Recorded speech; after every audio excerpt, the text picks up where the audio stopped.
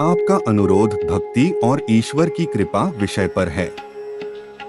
यह विषय अध्यात्म, श्रद्धा और जीवन के गहरे रहस्यों से जुड़ा हुआ है। नीचे इसी विषय पर एक सुंदर, भावपूर्ण और प्रेरक हिंदी लेख प्रस्तुत है।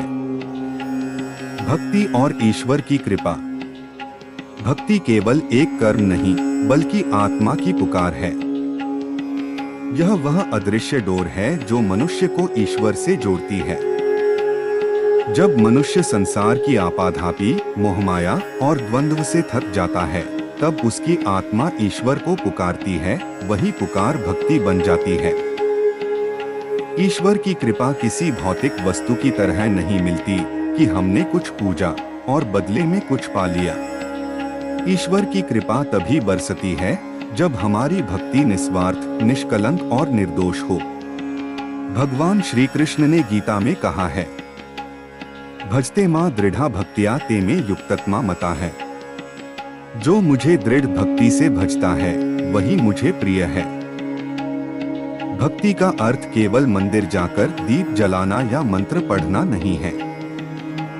सच्ची भक्ति है जब हम किसी भूखे को खाना देते हैं, किसी दुखी को दिलासा देते हैं, जब हम अपने कर्तव्यों का पालन ईश्वर को साक्षी मानकर करते हैं, और जब हम अपने भीतर से द्वेष, क्रोध और अहंकार को त्यागते हैं। ऐसी भक्ति करने वाले पर ईश्वर की कृपा स्वतः बरसती है, जैसे धूप में कमल अपने आप खिलता है। ईश्वर की कृपा कोई चमत्कार नहीं कि पल भर में सब कुछ बदल दे, बल्कि यह वह अदृश्य शक्ति है जो हमारे भीतर धैर्य, संयम और सत्य की ओर चलने का सामर्थ्य देती है। कई बार हमें लगता है कि ईश्वर हमारी सुन नहीं रहा, पर वास्तव में वो हमारी परीक्षा ले रहा होता है।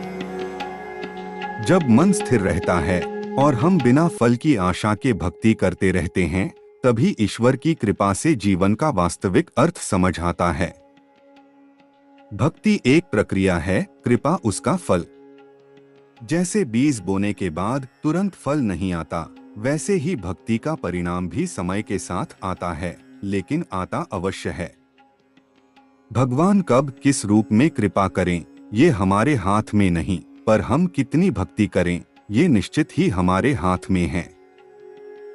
निष्कर्ष, भक्ति और ईश्वर की कृपा उस दीपक और लौ की तरह हैं, जो एक दूसरे से जुड़ी हैं।